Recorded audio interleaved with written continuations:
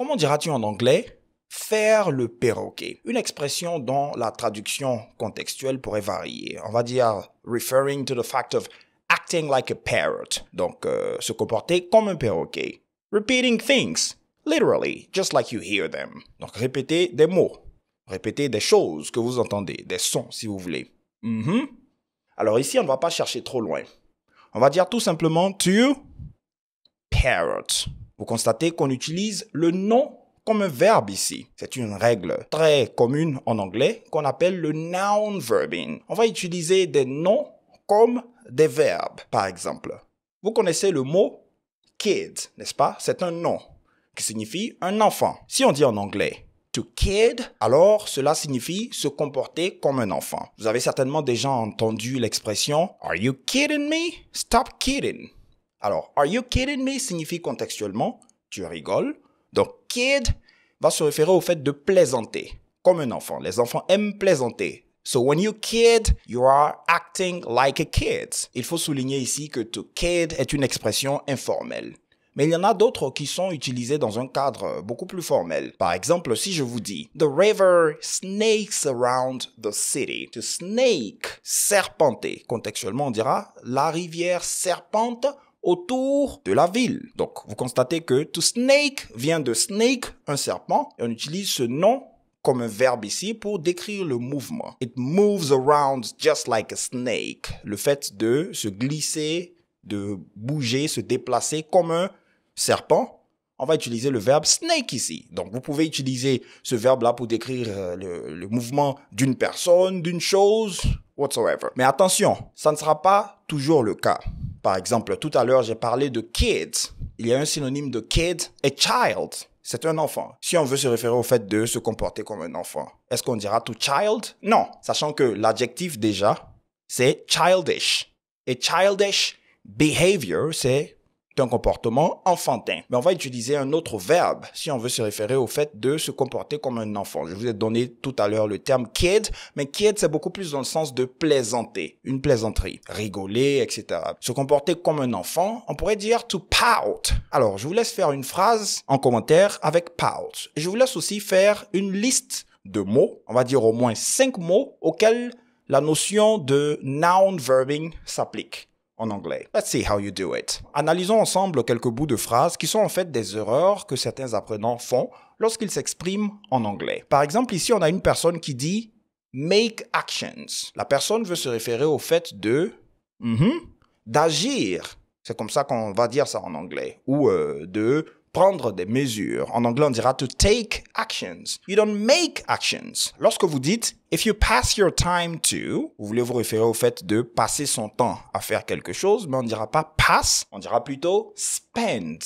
Exactly. Donc, if you spend your time, suivi du verbe à la forme ing. If you spend all your days scrolling on social media, right? If you spend your time talking, writing, whatever it is, c'est ça la structure de la phrase. Donc, to spend time doing something or to spend time with somebody. Alors, il ne faut pas non plus confondre spend et waste. Spend, c'est passer du temps, mais waste, c'est gaspiller. Par exemple, social media platforms are a waste of time. Alors, dites-moi en commentaire qu'est-ce que vous en pensez. Est-ce que vous pensez qu'il s'agit plutôt de l'usage qu'on fait des réseaux ou des réseaux sociaux en tant que tels, qui soit une perte de temps? Anyway, so let's talk about it. In English, l'efficacité. Comment est-ce que vous allez traduire cette notion? Alors, on dira en anglais effectiveness. Exactly. On peut dire aussi efficiency. Efficiency, l'efficacité. Et puis, plus précisément, lorsque vous dites efficiency, ça se réfère au fait d'être efficace et rapide. Efficient.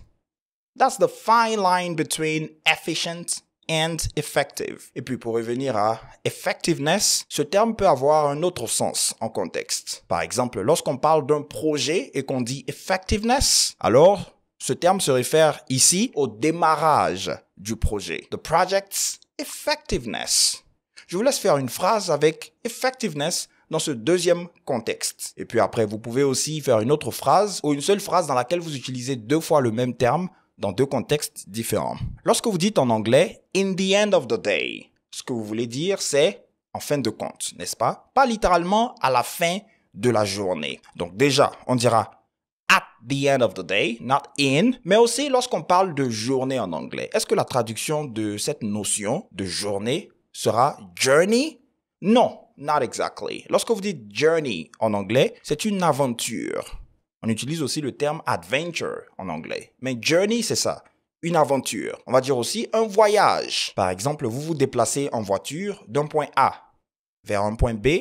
Cette distance, ce trajet, en anglais, ça sera a journey. Donc, on pourra dire, par exemple, safe journey. Have a safe journey. Je vous laisse traduire cette phrase en commentaire. Si après, on doit utiliser le terme journey pour se référer à une journée, alors ça sera vraiment par extension. Comment est-ce que vous direz une journée en anglais? Ça sera a day, tout simplement. Have a nice day. How is your day going? Comment vous traduirez cette phrase en anglais? La personne essayait de dire ici, en anglais, vous devez marcher avec des personnes partageant les mêmes idées que vous. C'est ça, hein? C'est-à-dire, vous devez vous entourer de personnes qui pensent comme vous. Comment est-ce que vous allez traduire cette phrase en anglais? Il y a quelques termes clés. Alors, marcher avec quelqu'un, c'est to walk with. Ça, c'est une traduction littérale et ça passe très bien. Ensuite, des personnes qui pensent comme vous, qui ont la même mentalité que vous, en anglais, on dira like-minded people. Donc, you need to walk with, or you need to surround yourself with. Surround oneself with, c'est s'entourer de, with like-minded people. Exactly. Alors, quand vous utilisez surround yourself, vous n'allez pas dire surround yourself of or by. C'est with, spécifiquement. Faites attention à ces prépositions. Une personne essayait de dire entretenir sa famille. Alors, si vous vous référez au fait de prendre soin, ça sera to take care of. Et puis entretenir, par exemple, je pense que le contexte c'était que le salaire de cette personne lui permettait de prendre soin, d'entretenir sa famille. Alors ici, on dira my salary allows me to or helps me to take care of ou maintain my family. Maintenance, le maintien. Mais ce terme sera beaucoup plus utilisé dans le contexte de la maintenance, hein. Voilà. Donc, si on parle de maintenance, la meilleure traduction, ça sera la maintenance. La maintenance, par exemple, d'un engin. Maintenance. Puis, il faut faire attention à la prononciation. C'est vrai que le verbe, c'est maintain, mais on ne dira pas maintenance. On dira maintenance. Pensez un peu à maintenant. OK? Maintenant, maintenance. Il y a une personne qui essayait de dire en anglais les semblables, c'est-à-dire des personnes qui sont comme vous. Alors, la traduction de ce terme peut varier en fonction du contexte. Déjà, lorsqu'on parle de semblables en anglais, moi, je pense automatiquement à peers, c'est-à-dire des personnes qui sont comme vous, vos semblables. Vous êtes dans une communauté de personnes différentes et il y a certaines personnes qui s'apparentent beaucoup plus à vous. These are your peers, the people who look like you, the people you share something with. Donc, dans différents contextes, on va utiliser le terme semblable en français. En anglais, je pense que dans la plupart des cas, ça sera peers, n'est-ce pas? Donc, je vous laisse faire une phrase avec peers. Et si vous voulez vous référer à des personnes qui sont de la même famille que vous, alors vous direz relatives. You are related to these people. Comme vous dites par exemple, nous sommes parentés. En anglais, vous direz we are related. We are relatives. Et comment est-ce que vous direz nous sommes frères et sœurs? Dans ce cas spécifique, vous direz we are siblings. Exactly. He's my sibling. On ne dira pas sibling. Attention à la prononciation. Et puis, c'est le terme précis que vous allez utiliser plutôt que de dire brothers and sisters. Or we are brothers. We are sisters. We are siblings. Comment est-ce que vous allez dire en anglais une personne retraitée? A retired person. Donc, he's retired. Faites attention à la prononciation. On ne dira pas retired, le R ici. Donc, retired, tired, in American English. Ça devient un peu plus simple en British English où on dira retired. Et le verbe sera to retire, qui pourrait vous faire penser au fait de retirer quelque chose ou de se retirer, mais non. To retire, c'est partir, aller à la retraite. Exactly. Donc, he retired last year. Comment traduirez-vous cette phrase en français? Et puis, comment est-ce que vous allez dire retirer? Retirer quelque chose. C'est to remove. Par exemple, j'ai l'ordinateur juste devant moi. Retirer l'ordinateur de la table, c'est to remove the PC from the table. Se retirer, ça sera to remove oneself. Non, on dira ici to withdraw. Par exemple, se retirer d'une salle. To withdraw, c'est le terme formel qu'on va utiliser. Vous êtes dans une salle de conférence, un séminaire, ou vous êtes en réunion. Vous voulez vous référer au fait de vous retirer de la salle. Par exemple, vous pourrez dire, may I withdraw? You're asking for permission. With your permission. May I withdraw? La préposition from the room or from the meeting. Très bien. C'est ce même terme que vous allez utiliser aussi pour vous référer au fait de retirer l'argent. Retirer de l'argent du guichet automatique, par exemple. To withdraw money from the ATM, automatic teller machine.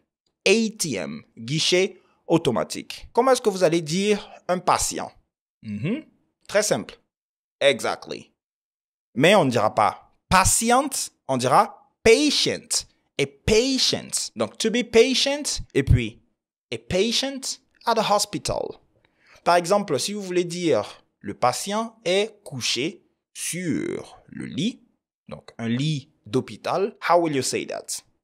The patient lies or is lying on the hospital bed. Très bien. Vous constatez qu'ici, on utilise le verbe lie dans un autre contexte. Ce n'est plus mentir ici, mais c'est se coucher, s'allonger. Lorsque vous dites en anglais, I'm trying to climb better I can, je pense que l'idée ici est de dire que vous essayez d'aller grimper, si vous voulez une traduction assez littérale, sinon d'aller le plus haut possible.